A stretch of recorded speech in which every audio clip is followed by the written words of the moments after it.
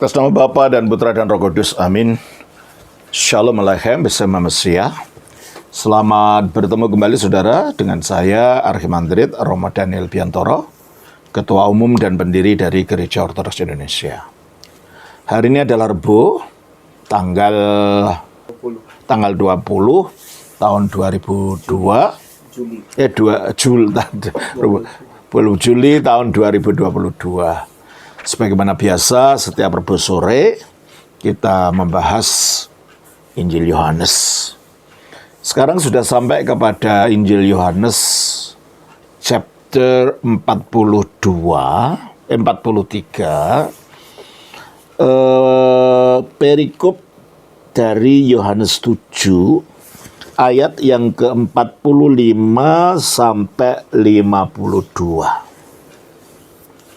Maka penjaga-penjaga itu pergi kepada imam-imam kepala dan orang-orang Farisi yang berkata kepada mereka, "Mengapa kamu tidak membawanya?" Jawab penjaga-penjaga itu, "Belum pernah seorang manusia berkata seperti orang itu." Jawab orang-orang Farisi itu kepada mereka, "Adakah kamu juga disesatkan? Adakah seorang di antara pemimpin-pemimpin yang percaya kepadanya atau seorang di antara orang-orang Farisi? Tetapi orang banyak ini yang tidak mengenal hukum Taurat, terkutuklah mereka."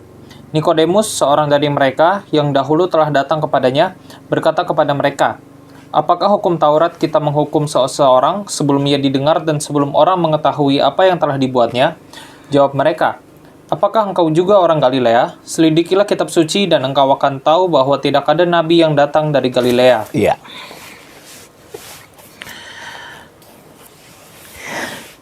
Il son un iperete prostus archieris ke Fariseus ke ipon aptis ekini liati uk igagete afton. Karena itu datanglah para penjaga itu kepada imam-imam agung dan orang-orang Farisi. Dan mereka berkata kepadanya, kepada orang-orang itu, kepada penjaga tadi itu, "Liati, mengapa uk iga gete afton? Mengapa engkau tidak bawa dia ke sini?" Jadi saudara-saudara, ketika Yesus pada hari Pondok Daun ini memberikan pengajarannya di Bait Allah,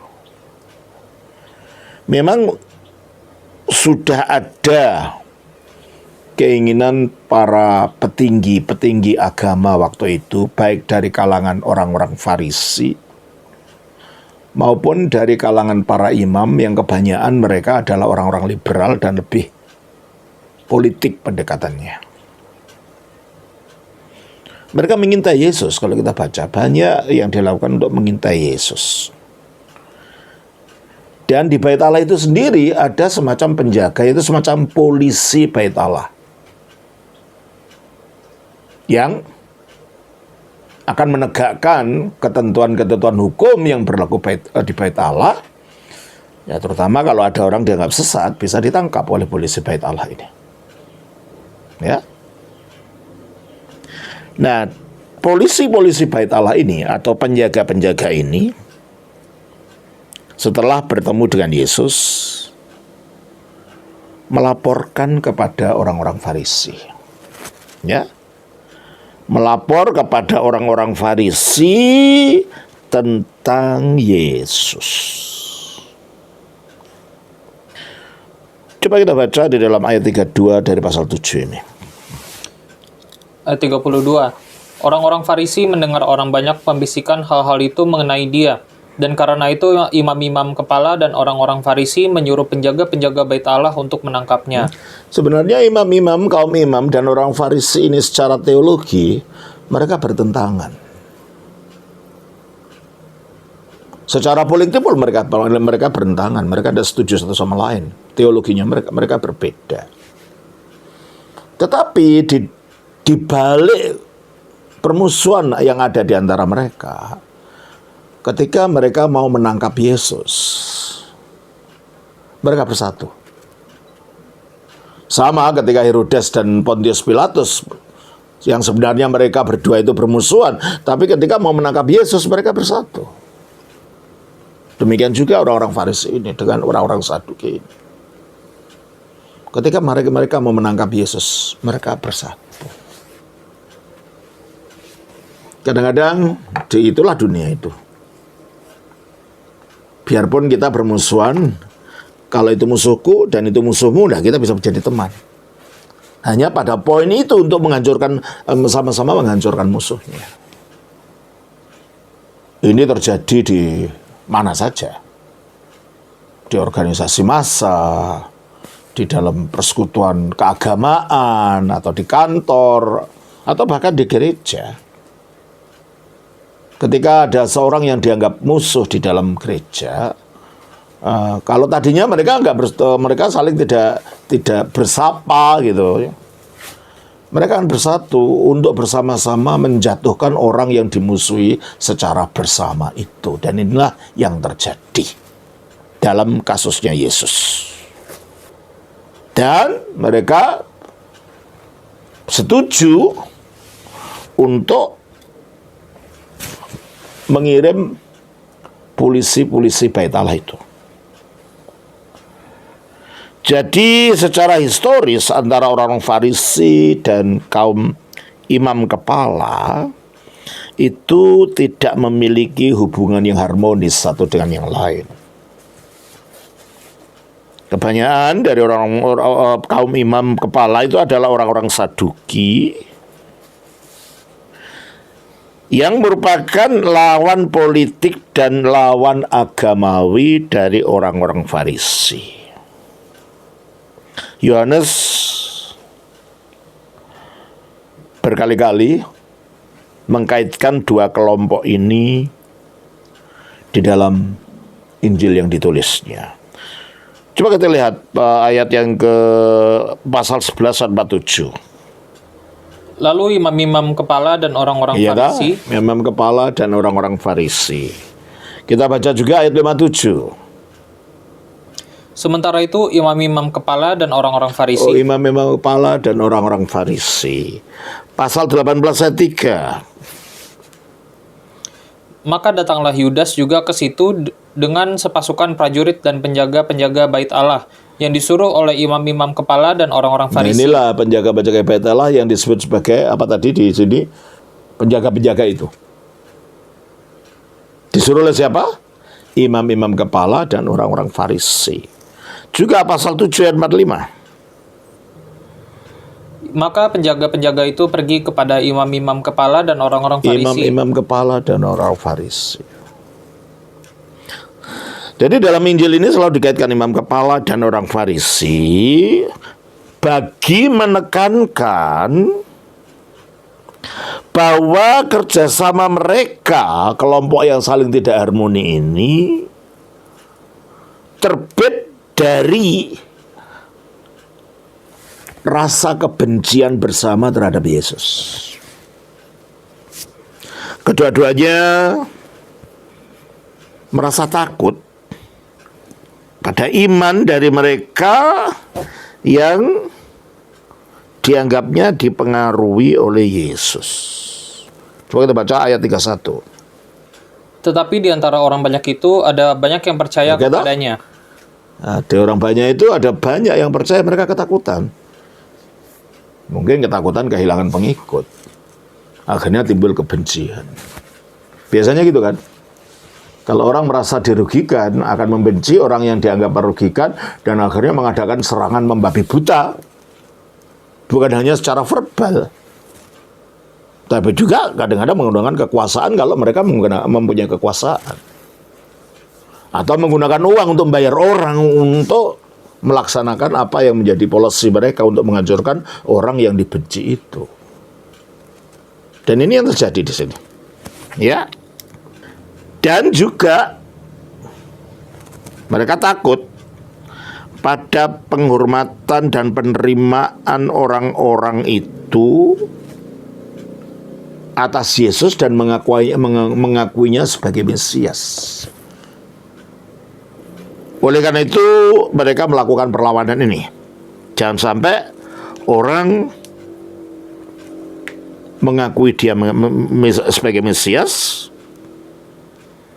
dan berusaha dengan keras, tapi gagal untuk menangkap dia.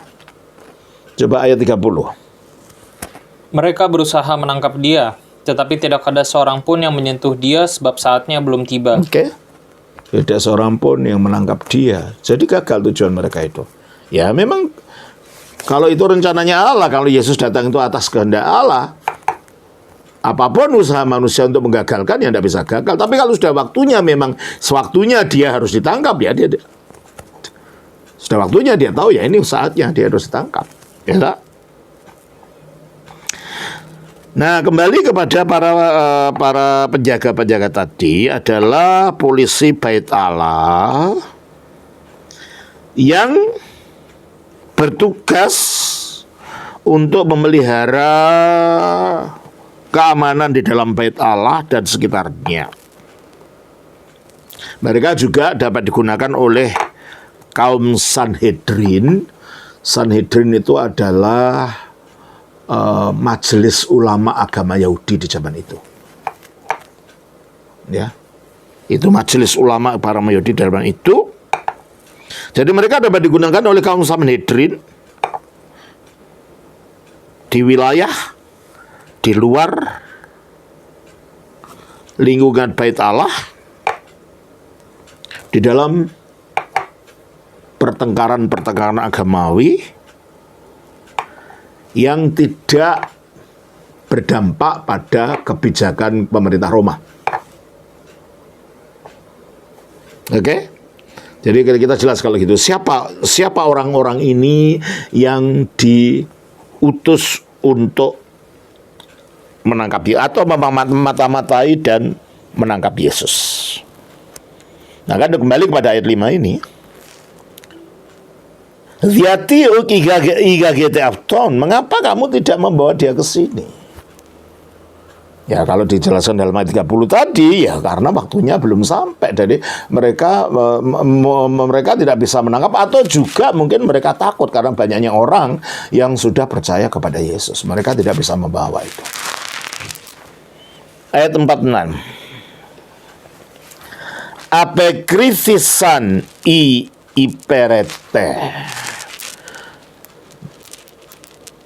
Para penjaga itu menjawab, Uzepote elalisen utos antropos os utos lali o antropos. Saya tidak pernah mendengar seseorang yang berbicara sebagaimana orang ini telah berbicara. Apa sebagaimana yang dikatakan orang ini.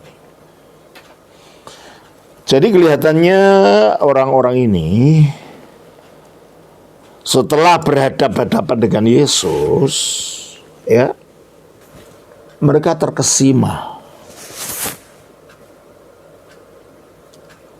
Hati mereka langsung terkena dengan ajaran-ajaran Yesus yang begitu dalam, yang mungkin tidak seperti orang-orang guru-guru mereka di sana yang mengutip pasal ini dari Talmud atau dari ini dari itu, tetapi yang datang dari otoritasnya sendiri, sehingga dia mengatakan sesuatu yang mungkin tidak pernah dikatakan oleh guru-guru agamanya waktu itu atau pemimpin agama waktu itu. Maka dia mengatakan, saya tidak pernah mendengar orang yang berbicara seperti orang ini. Berarti kalau itu ada beberapa faktor yang membuat para penjaga ini tidak membawa Yesus ke hadapan para elit agama waktu itu. Ya, pengalaman pribadi berjumpa dengan ajaran dan pribadi Yesus yang sangat mencengangkan bagi mereka. Dan juga karena banyaknya orang yang telah percaya kepada dia. Dan yang ketiga, karena memang waktunya belum sampai. Sehingga mereka tidak bisa membawa Yesus untuk dibawa kepada para elit pemimpin agama ini yang sangat membenci dia. Ya memang begitu saudara, kalau kita mengatakan kebenaran dan kebenaran itu tidak cocok dengan apa yang dipercaya orang, kita akan dimusuhi. Dan biasanya orang lalu mengadakan serangan kepada pembawa berita, bukan beritanya. Seperti juga ya di dalam video-video saya ini. Ada orang yang menyerang saya ad hominem, diserang saya pribadi. Padahal saya tidak pernah menyerang pribadi orang. Ya kalau menyerang jangan menyerang pribadi. Sebab ajaran ini bukan ajaran karangan saya. Disangka saya framing ini, framing itu. Tidak, saya tidak framing. Ini memang ajaran ortodoks yang saya sampaikan. Hanya orang ini tidak pernah dengar aja, kaget-kaget disangka itu karangan-karangan saya. Tidak, saya tidak ngarang ajaran. Saya menyampaikan memang apa yang diakannya oleh iman ortodoks. Tapi akhirnya yang dibantah oleh orang-orang yang tidak senang ini bukannya isi dari ajaran yang dibantah dengan secara landasan dan literasi yang benar, saya yang diserang. Dibilang ini, dibilang itu. Tapi ya enggak apa-apa, orang Yesus saja diserang, Paulus saja diserang, para rasul saja diserang. Jadi semua pemimpin agama yang mengajarkan sesuatu yang dianggap baru dan yang sesuatu yang dianggap menyinggung, ya diserang. Saya maklum. Karena Alkitab memberikan contoh kepada kita. Memang orang itu wataknya begitu. Oke? Tapi saya tidak akan menyerang. Saya tidak akan menyerang pribadi. Sebab saya tidak bermusuhan dengan pribadi. Saya menyatakan ini loh yang diimani iman ortodoks itu. Bukan saya karang-karang. Makanya saya tidak tertarik untuk menyerang orang. Ya. Terus apekritisan aftis Farisi. Maka orang-orang berfarisi itu menjawab mereka, Mi keimis peplaniste. Jangan-jangan kamu juga tertipu ya, gitu loh. Jangan-jangan kamu juga tertipu ya. Mereka mulai khawatir. Sehingga macam-macam pemikiran yang negatif, belum apa-apa, belum tentu orang itu tertipu, bukan? Tapi sudah dibuat apa? Direka-reka di pikiran mereka. Biasanya gitu kan. Ketika ada orang yang tidak disenangi, sudah diserang, sudah di situ, masih saja banyak orang yang mengikutinya. Wah, punya pikiran macam-macam. Dulu itu saya dituduh katanya, saya itu menggerakkan orang-orang awam, menggerakkan untuk melakukan serangan terhadap kelompok tertentu. Tidak pernah saya. Kalau mereka mau menjawab itu, ya menjawab sendiri-sendiri. Nggak ada di dalam gereja ortodoks Indonesia ini kelompok tertentu yang ditugaskan untuk menyerang ini, untuk menyerang itu, nggak ada. Ya kalau mereka menyerang karena mereka meyakin bahwa ajaran memang begitu dan merasa ajaran mereka diserang, ya mereka menjawab, cuma itu aja dong. Nggak ada barisan yang dipersiapkan untuk mengadakan serangan, itu nggak ada. Lalu saya dituduh dulu ketika saya masih di Solo, sudah lama loh itu tuduhan-tuduhan semacam itu. Tapi saya tidak pernah jawab. Karena saya merasa bahwa saya tidak menyerang siapapun kok. Saya hanya menyatakan kebenaran ajaran ortodoks, titik, dah. Nah Yesus pun gitu. Yesus sebenarnya kan tidak menyerang orang-orang Farisi ini. Para rasul yang lain, para misionaris yang lain dalam gereja ortodoks, sampai yang jadi martir dan segala, bukan karena mereka menyerang siapa-siapa. Kalau orang berpijak pada sisi yang berbeda, ya merasa marah, merasa tersinggung, dan akhirnya melakukan serangan-serangan semacam itu. Semacam yang dialami oleh Yesus itu. Sehingga dituduh, kamu juga tersesat ya? Kamu sudah dipengaruhi ya? Kamu mungkin sudah diberi uang ya? Kamu dan macam-macam, dan macam-macam, dan macam-macam. Ayat 48. Mitis ekton archondon epistefsen is afton ukton fariseon. Apakah ada dari antara para pemimpin atau orang-orang Farisi yang percaya kepadanya. Jadi akhirnya mereka yang menjadi pembelaan adalah kekuasaan. Karena para pemimpin itu elit yang punya kekuasaan. Orang Farisi juga punya kekuasaan agamawi, menggerakkan orang. Sehingga mereka merujuk kepada orang-orang ini. Apakah ada dari para pemimpin dan orang Farisi yang percaya orang ini, gitu loh. Mereka tidak merujuk ajaran, isi dari ajaran yang disampaikan oleh Kristus. Mereka akan menggunakan kekuasaan untuk membungkam suara-suara yang mungkin merugikan, dan bukan mungkin yang bertentangan dengan apa yang mereka ajarkan. Dan memang merugikan sih, merugikan mereka. Maka mereka merujuknya kepada kekuasaan. Ini loh, para elit ini percaya enggak? Orang-orang Farisi, Saduki ini percaya enggak? Kebenaran itu, saudara, bukan terletak pada penguasa. Bukan karena kekuasaan. Kebenaran itu berdiri pada dirinya sendiri. Penguasa boleh datang dan pergi, kekuasaan boleh diganti, kebenaran ya tetap kebenaran, suaranya akan tetap sama. Maka ketika orang-orang ini, para elit agama itu merujuk kepada orang-orang Farisi dan orang-orang Saduki, ya tidak menarik bagi orang. Dan mereka sendiri akhirnya tidak cenderung untuk mencari kebenaran. Cenderung dibutakan oleh kebencian, untuk menyingkirkan, bukan untuk mengadakan dialog yang baik. Mau mendengarkan? Enggak. Mereka mau datang pada Yesus untuk mendengarkan? Enggak. Mereka sudah tertutup hatinya, sehingga tidak mau mendengarkan. Udah, pokoknya itu orang sesat, titik, dah. Keterbukaan hati dan kebutuhan pikiran sudah tidak ada kalau sudah begitu. Isinya, ya mau pokoknya nyerang.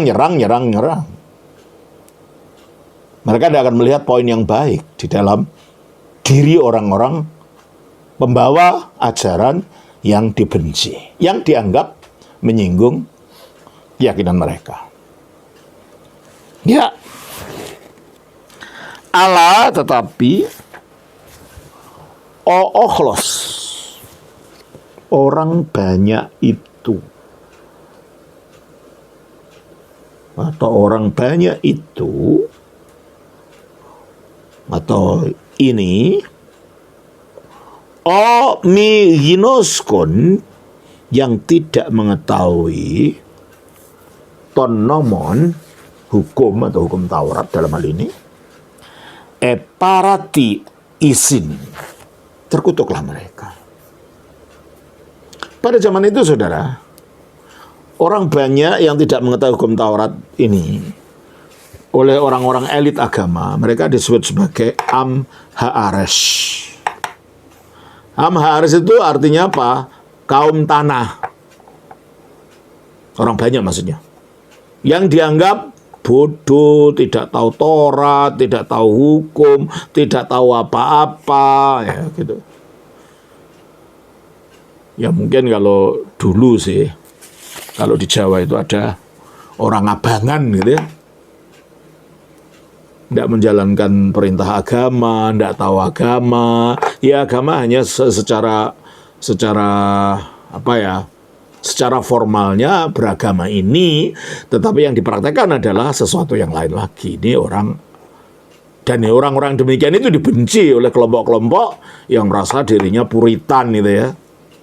Ini juga Am-Haares itu dibenci oleh orang-orang Farisi, dibenci oleh orang-orang Saduki, dianggap sebagai orang yang tidak tahu apa-apa, yang bodoh.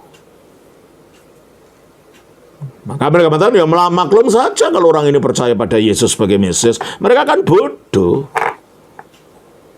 Mereka tidak tahu apa-apa.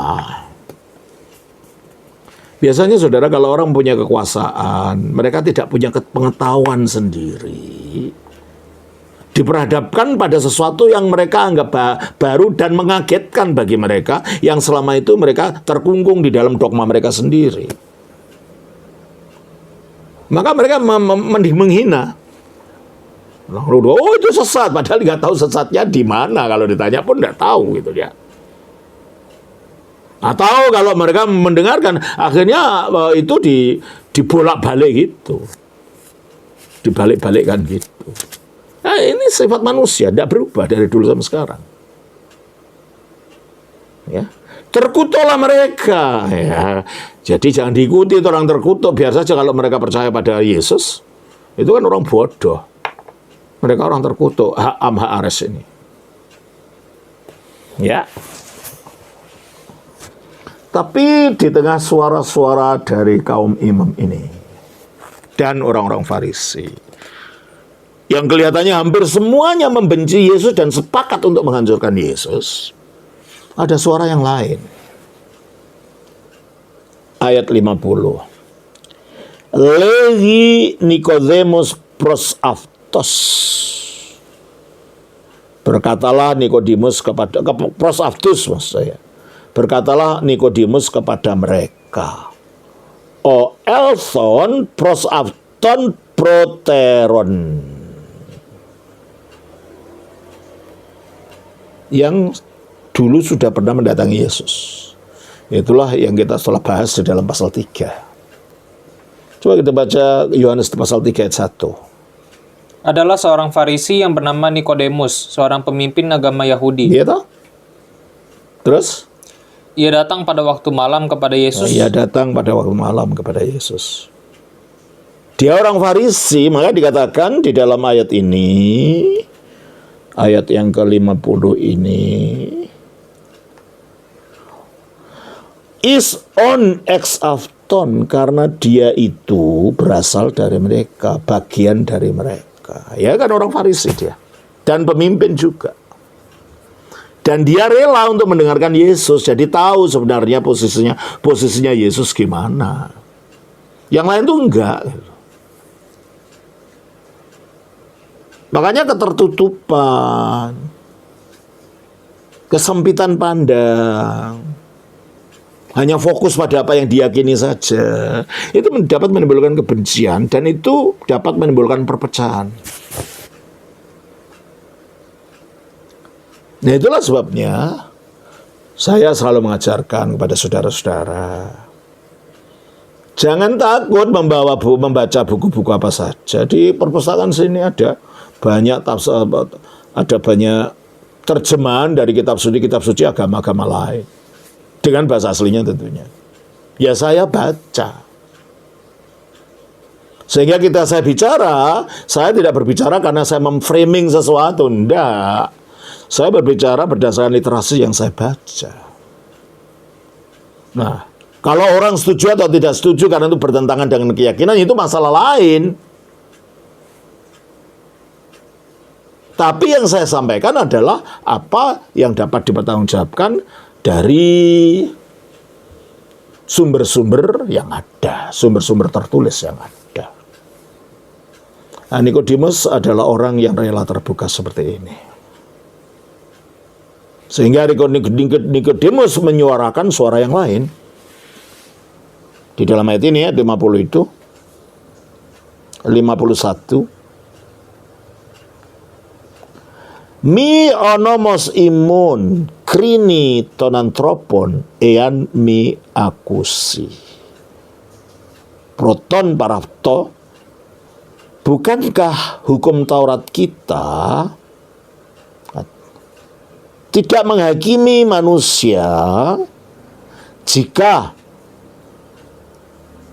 tidak mendengar lebih dahulu dari dia, kegnotipi, dan mengetahui apa yang dia lakukan.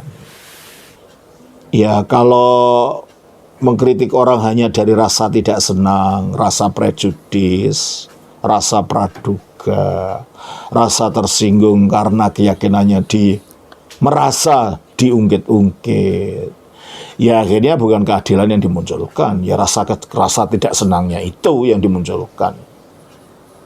Makanya Nikodemus mengingatkan, ya jangan gitulah. Kalau kamu menghakimi orang, lihat dalam hukum itu mengatakan bahwa orang itu harus didengarkan dulu dan diselidiki apa yang dilakukan. Jangan karena dari kacamata kita yang sempit, yang membenci, akhirnya kita melakukan sesuatu yang salah. Nah, itulah sebabnya mengapa kalau kita ingin mengetahui agama lain, ya dibacalah tulisan-tulisan mereka. Nah, kalau kita tidak setuju, kita setujukan tidak setujunya di sini.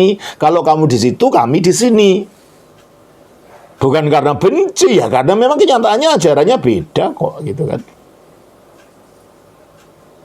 Saya kira prinsipnya Nikodemus ini baik kita dengar. Sehingga kita fair jadi orang itu. Tidak asal nyerang orang hanya karena tidak senang, karena kita merasa tersinggung. Apalagi masalah-masalah agama.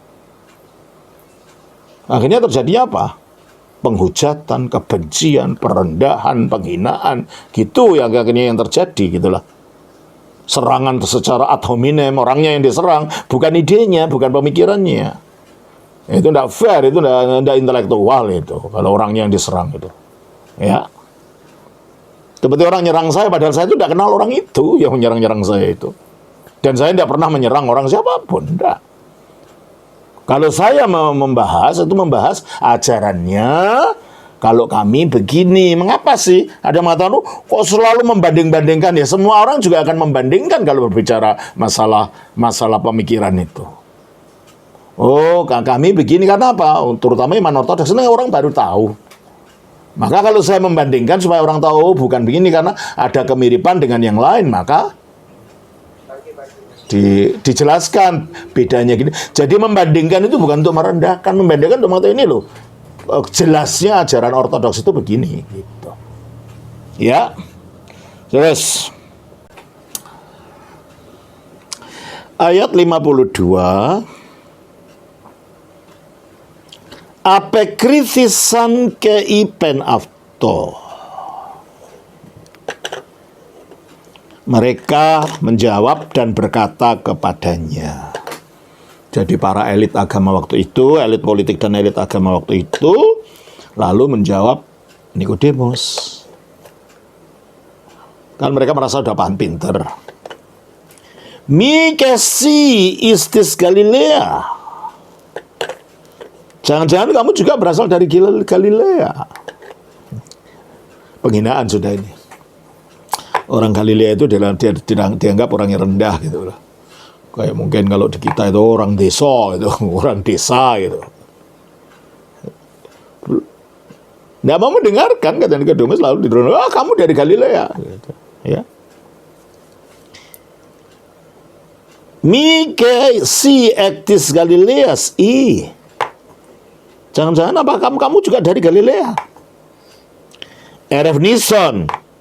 Selidikilah, keide, dan lihatlah, oti extis Galileas prophetis uk egirete, bahwa dari Galilea tidak ada nabi yang dibangkitkan. Nah ini loh, hanya untuk membela diri saja orang-orang ini membenarkan diri, sampai mereka sendiri akhirnya melakukan kesalahan. Menunjuk kitab suci, tapi mereka malah salah. Katanya dari Galilea tidak ada nabi muncul. Loh, Nabi Nahum dari mana? Nabi Yunus dari mana? Dua-dua orang ini dari Galilea. Nah itulah makanya orang itu jangan merasa dirinya paling pandai. Karena selalu saya katakan, di atas langit tetap ada langit. Jangan terlalu merasa benar sendiri, pada akhirnya kamu akan terperosok pada kekeliruan dan memalukan seperti ini. Dia menuntut Nikodemus untuk menyelidiki kitab suci, untuk mencari apakah ada nabi dari Galilea. Ternyata ada, dan kata mereka tidak ada.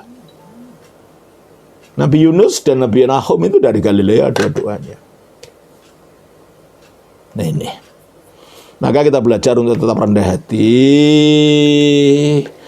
Dan jangan kebencian itu membuat kita tidak adil pada orang. Jangan ketidaksenangan itu membuat kita menghina orang. Karena nanti kita akan kena sendiri. Kita nanti akan kena sendiri. Gitu. Jadi kalau masalah-masalah begini, masalah ide, keyakinan, ajaran ini, ya jangan orangnya yang diserang. Itu ad hominem namanya. Bantah apa yang diajarkan dengan dasar yang benar.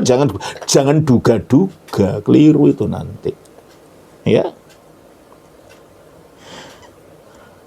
Ectis Galileas prophetis egirete. Dari Galilea tidak pernah dibangkitkan seorang nabi, dan ternyata orang Farisi yang merasa sebagai pimpinan agama, merasa sebagai ahli kitab, ternyata keliru untuk masalah-masalah yang sangat kecil ini. Terakhir, ayat 53. Ke eporeftisan ekastos iston ikon aftu.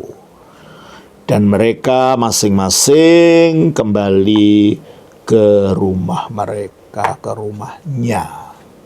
Udah pulang, selesai. Udah ada penyelesaian, menangkap.